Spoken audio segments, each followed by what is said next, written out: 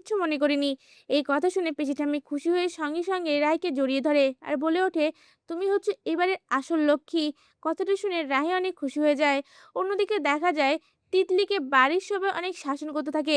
তিতলিও তখন রেগে একদৃষ্টিতে তাকিয়ে বলতে থাকে, দিদি ভাই, তোর জন্য আজ আমাকে এই অবস্থায় পড়তে হয়েছে। তোকে আমি ছাড়বো না, তোকেও আমি শান্তিতে থাকতে দেবো না। এবার দেখ আমি তোর জন্য কি করি। নতুন সত্যের মুখোমুখি অভি। সত্যনারায়ণের পুজোর দিনই ঝুমকির আসল ষড়যন্ত্র অভির সামনে আসে। এই এপিসোডটি পেতে এক্ষুনি চ্যানেলটি সাবস্ক্রাইব করুন। এই পর্বে দেখা যায় অভির মা অভি ও ছুটির মঙ্গলের জন্য বাড়িতে সত্যনারায়ণের পুজো রাখে। আর সেই পুজোর মধ্যে অভি ও ছুটির দুজনেই পাশাপাশি বসে পুজো দেয়। এটা দেখে কোনোভাবেই ঝুমকি মেনে নিতে পারে না। আর ঠাম্মির কাছে গিয়ে কান্নার নাটক করে বলতে থাকে, দেখেছো ঠাম্মি, এই সব কিছু আমার সঙ্গে অভির হওয়ার কথা ছিল, এখন এই ছুটির সঙ্গে হচ্ছে। আমি এটা কোনোভাবেই মেনে নিতে পারছি না।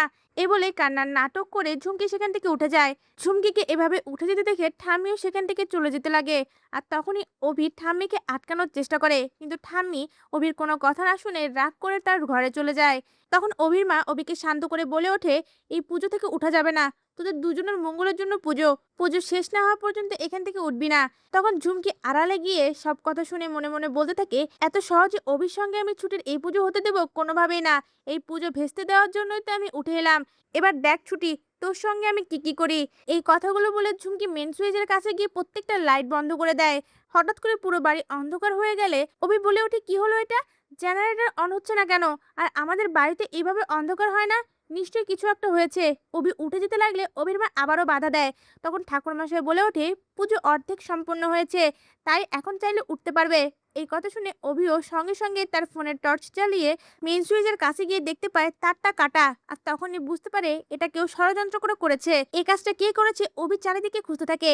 এদিকে ঝুমকি সেই মেইন সুইচের তারটা কেটে দিয়ে বাগানের মধ্যে লুকাতে যায়।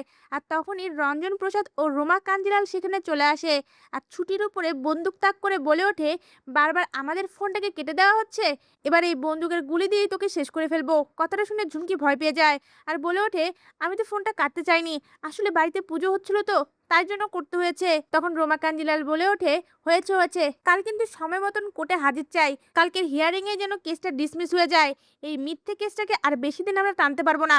এই সব কথা আড়াল থেকে শুনে ফেলে অভি। আর বুঝতে পেরে যে আশ্রমের গুরুজি দেবদত্তকে টাকার লোভে ফাঁসিয়েছে ঝুমকি। তা ভিউয়ার্স, ঝুমকির আসল ষড়যন্ত্র যদি অভির সামনে চলে আসে, আপনাদের দেখতে কেমন লাগবে? আপনাদের মূল্যবান মতামত আমাদের কমেন্টে জানান। ধন্যবাদ। নিজেদের অজান্তেই সম্পর্কের নতুন বাঁধনে বাধা পড়ল অভি ও পরি। এই ফুল এপিসোডটি পেতে আমাদের চ্যানেলটি এক্ষুনি সাবস্ক্রাইব করুন। এই পর্বে দেখা যায় ছুটি বসে যে মন্দিরে আসে, সেখানে অভির বন্ধু ইন্দ্র ছুটিকে বলে ওঠে, বাহ, তোমাকে তো বেশ লাগছে। ছুটিও সঙ্গে সঙ্গে বলে ওঠে, অভি স্যার কখন আসবে?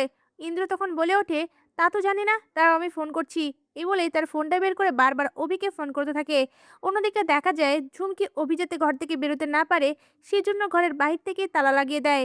অভি সেটা বুঝতে পেরে বারবার বলতে থাকে, কে করেছে এই কাজটা? ঝুমকিও বলে ওঠে, মাই লাভ, আমি করেছি এই কাজ। তোমাকে আমার জীবনে বেঁধে রাখার জন্যই এই কাজটা, যাতে তুমি পালাতে না পারো। এই বলেই সেখান থেকে চলে যায়। অভি রেগে গিয়ে বারবার দরজা ধাক্কাতে থাকলেও ঝুমকি কোনোভাবেই দরজাটা খুলে দেয় না। অভি তখন তার ঘরের মধ্যে মনে মনে বলতে থাকে, এখন আমি কি করে বেরোবো? আজ আমাকে যেভাবেই হোক বেরোতে হবে। এই বলে চারিদিকে তাকাতেই তার ঘরের জানালার দিকে চোখ পড়ে। জানালা খুলে নিচের দিকে তাকাতে দেখতে পায় অনেকটা উঁচু। সঙ্গে সঙ্গে বিছানার চাদর তুলে জানালা দিয়ে ঝুলিয়ে দেয়। এরপর অভি বর্ষা যে সেজে সেই জানালা দিয়ে নেমে পড়ে।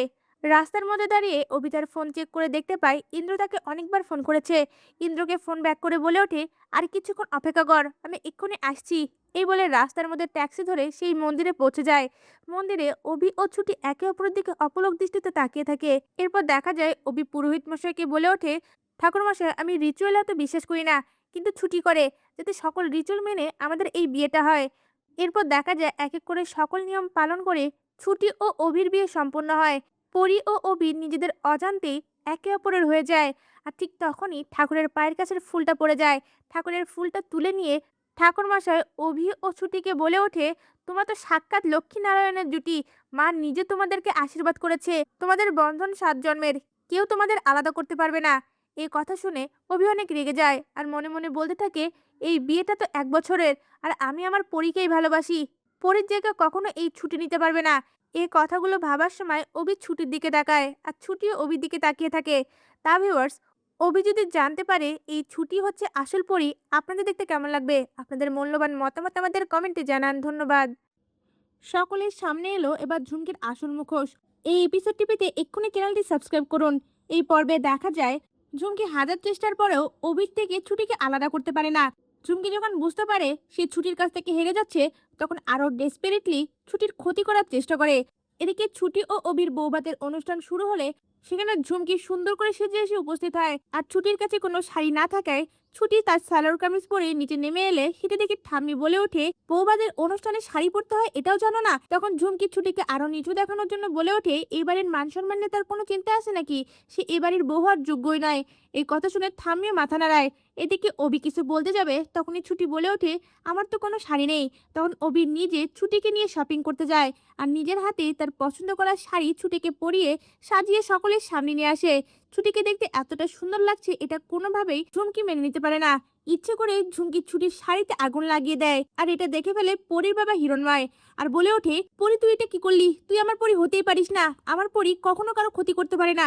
কথাটা শুনে ঝুমকি ভয় পেয়ে যায় আর সঙ্গে সঙ্গে বলে ওঠে, বাবা এটা আমি ইচ্ছে করে করিনি, আর আমি তোমার মেয়ে পরী। কথাটা শুনে হিরণময় রেগে বলে ওঠে, না কখনো তুই আমার মেয়ে পরী হতে পারিস না। তারপর সকলের সামনে যদি ঝুমকির আসল পর্দা ফাঁস হয়, আপনাদের দেখতে কেমন লাগবে?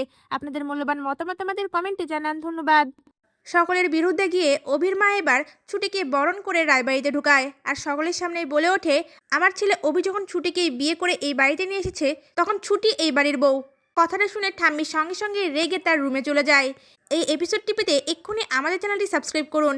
এই পর্বে দেখা যায় ছুটির আসল বাবা হিরণময় দূর থেকে ছুটি ও অভির বিয়ে দেখে তাদেরকে চিনতে পারে না আর ঠাকুর মশাইকে বলে ওঠে, এদের মনে হয় নতুন বিয়ে হচ্ছে, তাই এদের নামে পুজো দিয়ে দিন। এই কথা শুনে ঠাকুরমশাই অনেক খুশি হয়ে যায়। নিজের অজান্তেই হিরণময় তার মেয়েকে আশীর্বাদ করে। এরপর দেখা যায় ছুটি ও অভির বিয়ে শেষে অভি সেই মন্দিরের মধ্যেই ছুটিকে বলে ওঠে, এখন শুরু হবে তোমার আসল যুদ্ধ। তোমাকে নিয়ে যদি এখন বাড়িতে যাই, বাড়িতে কিন্তু বড়সড় গন্ডগোল হতে পারে, তাই নিজেকে প্রস্তুত করে নাও। কথাটা শুনে ছুটি ভয় পেয়ে যায়। এরপর দেখা যায় ইন্দ্র গাড়ি নিয়ে আসলে অভি ও ছুটি গাড়িতে করে অভির বাড়িতে যায়। আর অন্যদিকে অভি ও ঝুমকির এঙ্গেজমেন্টের আয়োজন শুরু হলে ঝুমকি গিয়ে অভির ঘরের দরজা খুলে দিয়ে তাকে ডাকতে থাকে। ঝুমকি বলে ওঠে, মাই লাভ তুমি কোথায় আছো? একটু পরে আমরা এক হয়ে যাব, একটু পরে আমার আর তোমার এঙ্গেজমেন্ট হবে। এই বলে ঘরের ভিতর ঢুকে চারিদিকে খুঁজতে থাকে, কিন্তু কোথাও অভিকে দেখতে না পেয়ে ঝুমকি ভয় পেয়ে যায় আর জানালার দিকে তাকাতেই দেখতে পায় সেখানে চাদর বাঁধা। বুঝতে পেরে যায় এই জানালা দিয়েই অভি পালিয়েছে। ঝুমকি ভয় পেয়ে সঙ্গে সঙ্গে নিচে এসে সকলকে এই ঘটনা জানায়। ঠাম্মি সহ বাড়ির সবাই অনেক রেগে যায় আর ঠিক তখনই ছুটিকে নিয়ে হাজির হয় অভি আর সকলের সামনেই বলে ওঠে, আমার একটা অ্যানাউন্স করার আছে, মিট মাই ওয়াইফ ছুটি। এই কথা শুনে হিরণময় অনেক রেগে যায় আর সকলের সামনে অভিকে অপমান করে ঝুমকিকে নিয়ে সে বাড়ি থেকে বেরিয়ে যায়। এদিকে বাড়ির সবাই অভির উপর রাগারাগি করতে থাকলে তখনই অভির মা বরণডালা নিয়ে এসে সকলের সামনে হাজির হয়। অভির মাকে এমনটা করতে দেখে অভির বাবা ও ঠাম্মি দুজনেই রেগে যায়, কিন্তু কারো বাধাই না শুনে অভির মা ছুটিকে বরণ করে আর সকলের সামনে বলে ওঠে, যেভাবেই হোক আমার অভি এই মেয়েটাকে বিয়ে করেছে, তাই এই মেয়েটাই এবারের বউ। আর আমি অভির মা ও এবারের বউ হিসেবে এই মেয়েটাকে এভাবে দাঁড়িয়ে রাখতে পারি না। সঙ্গে সঙ্গে সকলের সামনেই ছুটিকে বরণ করে। তা এবার সকলের সামনে যদি অভির মা ছুটির পক্ষ নিয়ে কথা বলে, আপনাদের দেখতে কেমন লাগবে? আপনাদের মূল্যবান মতামত আমাদের কমেন্টে জানান। ধন্যবাদ। ঝুমকির চুরি করা গয়না সমেত সকলের সামনেই ঝুমকির আসল মুখোশ খুলে দিল ছুটি। এপিসোডটি পেতে এক্ষুনি আমাদের চ্যানেলটি সাবস্ক্রাইব করুন। এই পর্বে দেখা যায় ঝুমকি গয়না চুরি করার সময় ছুটি সবটা দেখে মনে মনে বলতে থাকে, এখানেও ঝুমকি চুরি করছে। আজ আমি ঝুমকির আসল মুখোশ সকলের সামনেই খুলে দেব। যেভাবে হোক আমাকে কিছু একটা করতে হবে। অভি ছুটিকে নিয়ে যখন বাড়িতে ঢুকতে যায় তখনই ঠাম্মি বাধা দিয়ে বলে ওঠে, দাদুভাই তুমি যদি এই বাড়িতে ঢুকতে চাও তাহলে ওই মেয়েটার হাত ছেড়ে দিয়ে এই বাড়িতে ঢুকতে হবে। সঙ্গে সঙ্গে অভি ছুটির হাতটা ধরে বলে ওঠে, এই হাতটা আমি সারা জীবনেও ছাড়বো না, এটাই আমার প্রতিজ্ঞা। কথাটা শুনে ঠাম্মি অনেক রেগে যায় আর অভিকে বলে ওঠে, দাদুভাই তুমি আমার কথা রাখবে না? তুমি আমাকে অপমান করছো। এই কথাগুলো নিয়ে অভি ও ঠাম্মির মধ্যে কথা হতে লাগলে তখনই ছুটি লক্ষ্য করে ঝুমকি লুকিয়ে লুকিয়ে গয়নার দিকে যাচ্ছে। এদিকে ঝুমকি গয়না চুরি করার সময় মনে মনে বলতে থাকে, এরা যা করবে করুক, এই ছুটির জন্য যখন আমার এ বাড়ির সম্পত্তি পাওয়া হলো না, এখন গয়না দিয়ে কাজ চালাই। এই গয়নাগুলো নিয়ে এই বাড়ি থেকে যেভাবে হোক আমাকে বেরোতে হবে। এই বলে লুকিয়ে লুকিয়ে সকল গয়নাগুলো তার ব্যাগে ঢুকাতে থাকে। এদিকে ছুটি তখন মনে মনে বলতে থাকে, ঝুমকির চুরিটা আমাকে সকলের সামনে নিয়ে আসতে হবে। আর তখনই অভি শার্টটা ধরে টান দেয়। অভিও পেছনে ঘুরে ছুটিকে বলে ওঠে, তোমাকে না বলেছিলাম বারবার এভাবে আমার শার্টটা না ধরতে। ছুটি বলে ওঠে, আমার সঙ্গে রাগ আপনি পরে দেখাবেন, এখন আমি আপনাকে যা দেখাচ্ছি সেটা দেখুন। এই বলেই ইশারা দিয়ে ঝুমকির দিকে দেখিয়ে দেয়।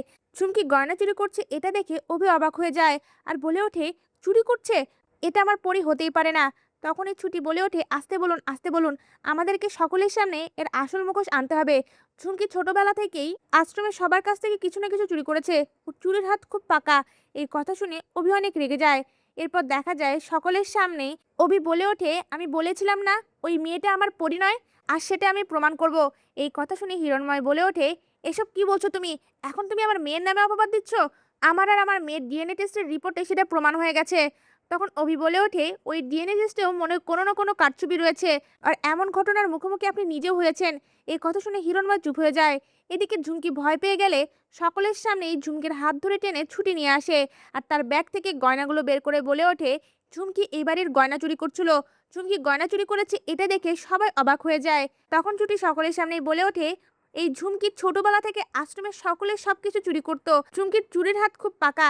তখন অভি আবারও বলে ওঠে, আমার পরি কখনোই চুরি করতে পারে না, এ আমার পরি হতেই পারে না। কথাটা শুনে হিরণময় ভাবতে থাকে, আসলে কি এটা আমার পরি? আর ঝুমকির সামনে গিয়ে বলে ওঠে, কেন এমনটা করলি? ঝুমকিও সকলের সামনে ধরা পড়ে যাওয়া